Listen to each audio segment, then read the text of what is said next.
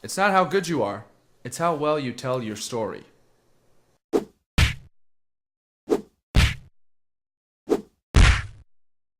Welcome to 3 Things You Can Use, where Maddie and I decode self-improvement and entrepreneurship through books, 3 things at a time.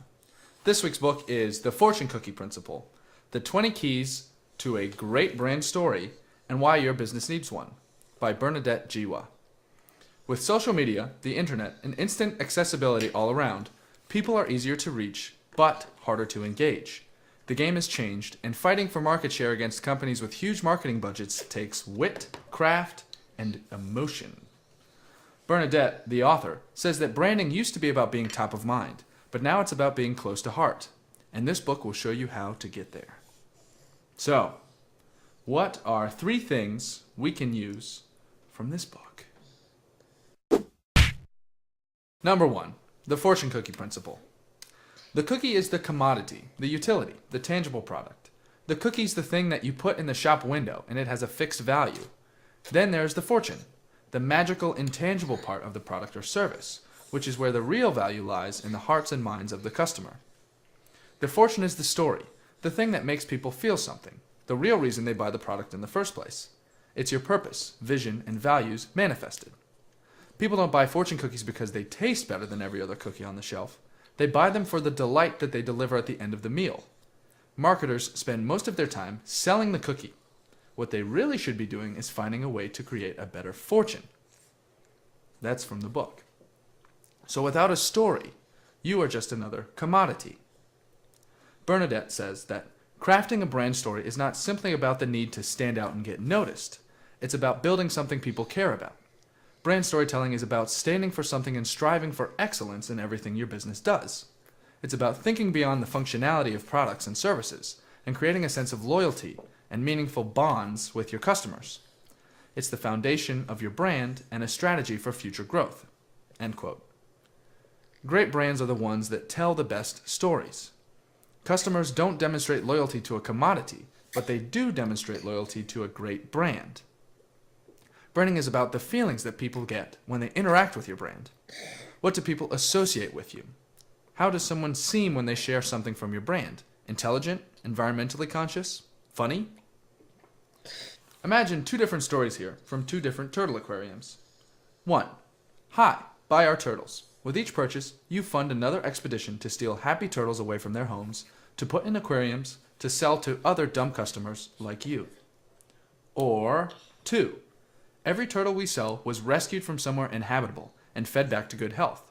With every purchase, you help to fund eye surgery for blind turtles in the wild. Turtles being equal, which company would you buy from? So, if your brand isn't loved, it's replaceable. Number 2, how to craft a brand. How do you want people to feel when they buy your fortune cookie and look at their fortune? There are 20 elements, or keys, that influence and are influenced by your brand. You can start with a story and then fit it into each element, or you can look at each element and then try to craft a story that fits. But instead of listing all 20 keys and delving into the minutiae right away, you can go about it the smart way by first breaking it down into the 4 fundamentals: truth, purpose, values, and vision. So what are those for your company? The truth has to do with answering the tough question of, what do your customers really want? When Pampers were being outdone by the cheaper brand, Huggies, they put out marketing campaigns to point out how much better their materials were. But it was a no-go. Huggies was still stealing market share. And it only turned around when Pampers started putting baby progress charts on their boxes with baby suggestions. Now the company was selling the experience of a brand that cares, along with the useful old diapers. And that's what people wanted. Next, purpose and values. You won't thrive in shark market without purpose and values anymore. Purpose and values translate to feeling. People are numb to bright advertisements and sales speech. Having a mission and caring are the currency in today's marketing market. Think of the turtle example before. You assumably preferred the turtle aquarium company that made a difference. And finally, vision. Number 4. What's the worldview that you stand for and are fighting for? What do you intend to do What will change if your company has its way? Putting this all together, we can craft a great story for the beloved turtle aquarium above. What's the truth of our turtle company? People want a turtle aquarium brand that makes people feel good about caring for and about turtles.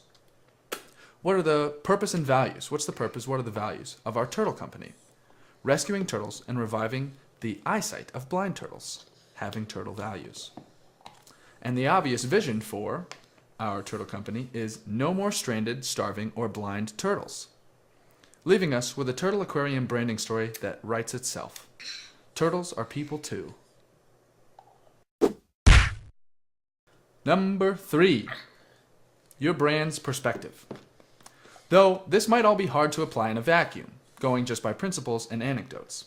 So Bernadette ends each chapter with questions to ask yourself that help to frame the principles in a way to apply to your brand, while giving you an outside perspective at your brand's story.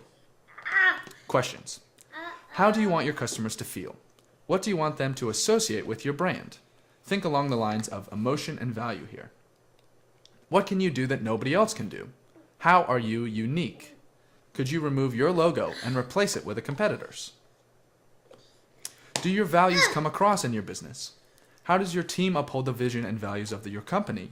And how do your processes and procedures make your customers feel along this line?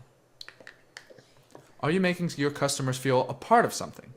Does your brand have a purpose that brings customers together as a community? Who's your ideal customer? What does one person say to another to recommend your brand?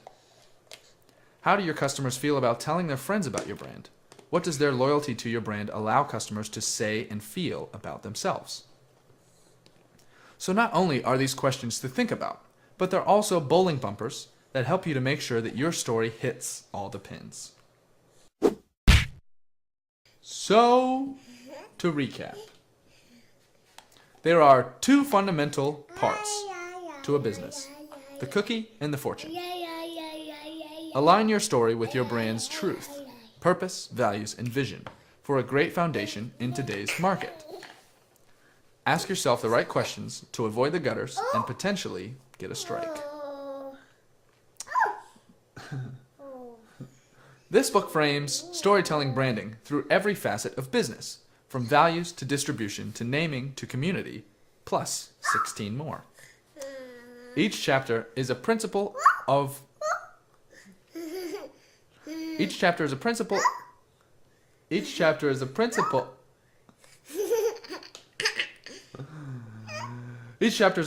or branding facet of business that is supported by a few real-world anecdotes. And every chapter is finished with a few questions that help you to apply the principles yourself. I got this book after I heard it recommended by Seth Godin, and it fits perfectly with the marketing paradigm that he preaches.